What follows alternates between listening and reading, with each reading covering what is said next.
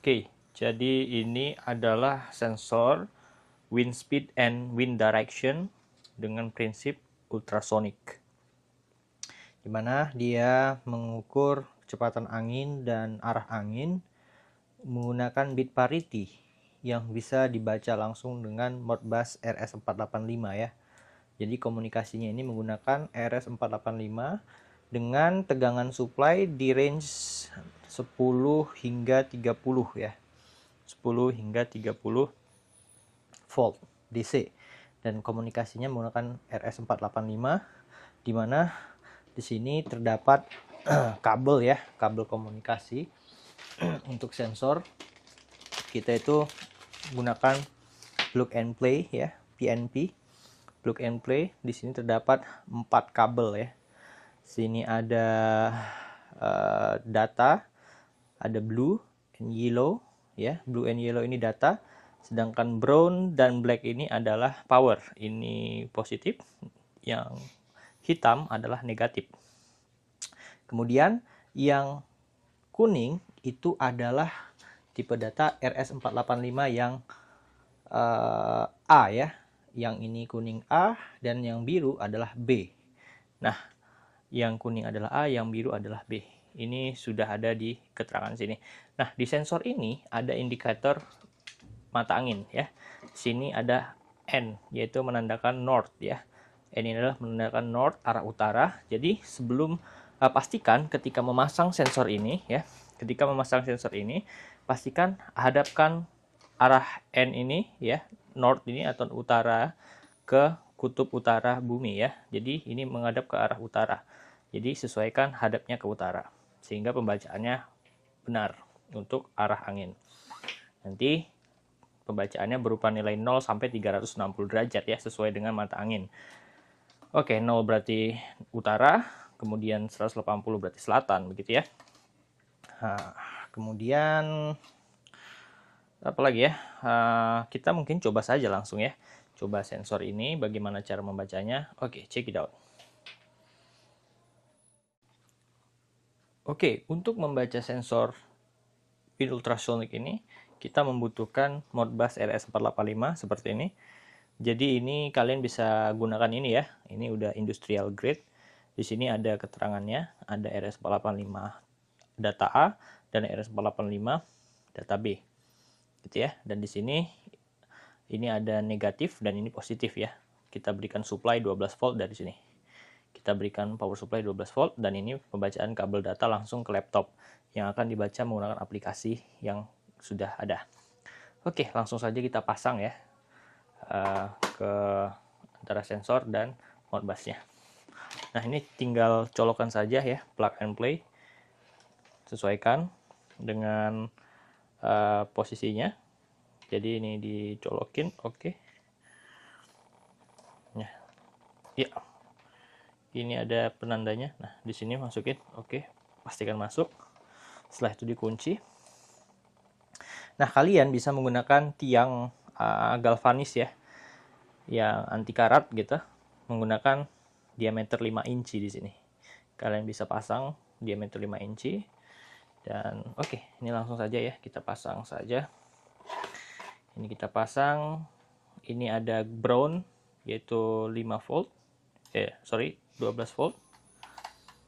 Kemudian di sini ada negatif, di sini ada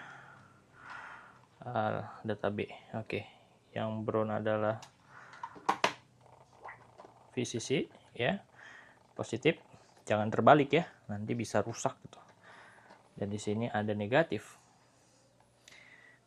Jadi kalau polarity terbalik sangat berbahaya, tapi biasanya sensor industrial grade seperti ini sudah punya proteksi ya. Tapi jangan biasakan menggunakan listrik DC, tapi kalian terbalik itu sangat fatal, bisa merusak. Nah, ini kemudian colokin juga ke sini. Nah, jadi untungnya menggunakan RS485 ini karena udah standar industrial grade ya. Kalian bisa menggunakan sensor dalam jumlah yang banyak dalam satu jalur komunikasi yang sama, hanya dibedakan dengan alamat register yang berbeda begitu. prinsipnya menggunakan slave dan master ya. Sensor itu diibaratkan sebagai slave dan microcontroller itu sebagai master, atau Modbus itu sebagai master. Nah, ini Modbusnya sebagai master, oke. Nah, setelah itu data dari Modbus ini bisa dibaca langsung oleh microcontroller atau microprocessor seperti laptop ini ya. Seperti itu. Oke. Jadi ada namanya prinsip daisy chain ya. Kalian bisa menggunakan prinsip itu. Daisy chain itu menggabungkan jumlah sensor yang banyak ke dalam satu protokol yang sama atau jalur yang sama. Nah, ini sudah oke. Negatif, positif, A, B. Nah, ini kita colokin datanya ya. Kabel data kita colokin. Oke. Nah, ini kita colokin ke laptop ya. Kabel datanya colokin ke laptop. Nah, setelah itu jangan lupa berikan power ke sensornya. Jadi di sini saya menggunakan power supply adapter 12 volt ya. 12 volt 5 ampere, dan ini udah cukup bagus lah ya untuk supply di sensor ini dan cukup stabil gitu ya. Jadi tidak khawatir akan kekurangan daya. Oke, kita mungkin langsung colokin saja ke Modbusnya. Jadi langsung saja colokin ke sini ya. Langsung saja colokin ke sini. Nah, di sini nanti dia akan ada bunyi ultrasoniknya dari sensor ini. Ada bunyi ter gitu ya, ada jitter, itu namanya frekuensi ultrasonik dari sensor. Nah, ini akan kita baca langsung ke laptop ya. Oke, kita lanjut. Langsung saja kita coba ya sensornya. Jadi pastikan kalian punya aplikasinya ya. Di aplikasinya silahkan download yang di link yang sudah saya sediakan di deskripsi video ini. Jadi sebelum aplikasi kita jalankan, kita harus menonaktifkan si ininya ya, antivirus ya. Antivirusnya kita nonaktifkan supaya tidak terblokir atau terproteksi oleh sistem keamanan laptop. Ini kita matikan dulu. Kita ambil ke manage setting. Kita real time protectionnya kita off kan dulu. Yes. Nah, ini sudah kita nonaktifkan. Nah, ini filenya ini kita ekstrak ya. Kita ekstrak. Nah, ini kita jalankan parameter configuration tool V5 atau versi 5. Nah, ini kita jalankan. Oke, nah ini sudah jalan. Oke, mana dia? Oh, ini sudah jalan. Nah, ini sudah jalan. Kita perbesar. Nah, setelah itu kita hubungkan kembali ya. Kita hubungkan. Sensornya sudah terhubung. Ya, sudah terhubung. Dan ini kita colokkan. Kita colokkan untuk data ya. Data, kita ambil yang jauh aja biar enak. Nah, kita colokkan ke data. Nah, setelah itu deteksi port mana yang terkoneksi. Ini saya di COM 4 ya. Di COM 4 terhubung sensornya. Setelah itu lakukan tes baud rate ya. Nah, ini tes baud rate kita ambil. Nah, ini sudah oke. Tes baud rate terbaca addressnya ini 0x01 ya. Jadi ini default. Ini address 1 itu adalah default untuk sensor ini ya. Dengan baud rate 4800 adalah defaultnya. Jadi kalau kalian nanti misalnya mau ubah addressnya, kalian bisa setting langsung di aplikasi ini. Misalnya kalian menggunakan daisy chain gitu ya, ada 3 sensor atau 5 sensor. Jadi masing-masing sensor itu defaultnya 01. Nanti kalian ubah sensor 101, sensor 202, sensor 303, sensor 404, sensor 505 dan seterusnya. Nah, itulah untuk mengatur alamat atau address dari sensor ini. Karena defaultnya 0,1 dari pabrikan. Jadi setelah kalian sudah oke, ya portnya sudah terbaca, kalian pilih sensor yang digunakan. Sensor yang digunakan itu kita adalah meteorological ya, yaitu menggunakan wind speed ya, ultrasonic anemometer. Ini nih, ultrasonic anemometer. Nah, ini kita klik saja auto rate-nya. Oke, nah sini sudah terbaca. Jadi 0,15 meter per second itu adalah kecepatannya. Nah, ini coba kita tiup. Nah, ini dia muncul. Dia 0, jadi 1,4 ini dari angin dari hembusan saya ya.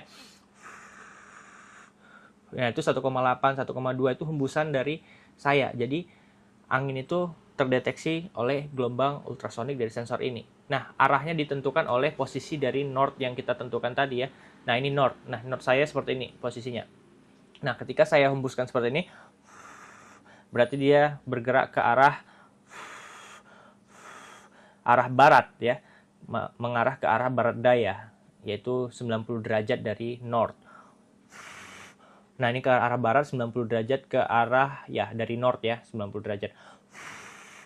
Nah, ini sudah terbaca ya.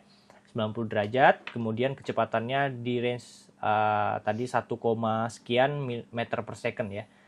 Oke, nah di sini juga ada maximum wind speed-nya di angka 2,7 tadi terdeteksi. Kemudian wind scale-nya ini adalah gaya atau yang dihasilkan dari angin tersebut. Nah, ini sudah oke ya, sensornya sudah oke. Ingat, kalau kalian mau ubah address, lakukan dengan mengubah parameter dengan aplikasi ini. Jadi addressnya 0,1 default. Jadi kalau kalian mau ganti ini dengan address 0,2, ini tinggal diklik saja ya. Di sini 2 gitu ya. Di sini 2, kemudian klik setup gitu ya. Klik setup, nanti di situ akan berubah. Nanti kalian baca lagi panduannya atau manual book dari sensor ini. Oke, cukup gampang menggunakannya. Nah, ini kita close saja. Sudah selesai ya. Testingnya berarti sensor aman, tidak ada kendala. Nah, ini kita matikan saja kalau begitu. Oke. Kurang lebih demikian tutorialnya yang bisa saya sampaikan. Contoh pemasangan sensor untuk ultrasonik ya. Itu pakai pipa 2 inch. Nah, ini ada sensor polusi udara, temperatur, humidity yang sebelah kiri, yang ini. Dan yang sebelah sana itu ada sensor total radiasi matahari. Nah, ini. Oke, ini gambarannya.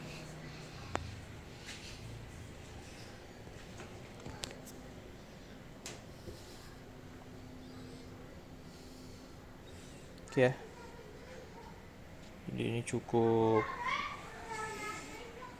bagus ya untuk memantau kondisi microclimate untuk tujuan riset ataupun kebutuhan instansi yang terkait seperti lingkungan ya. Dan ini contoh penggunaan boardnya ya. Ini sudah ada boardnya menggunakan DC chain. Nah, di situ sudah menggunakan Modbus ya. Modbus dibaca si ESP32. Ini 3 sensor terhubung dalam satu rangkaian Modbus atau master yang sama gitu ya. 1 master dan 3 slave. Oke.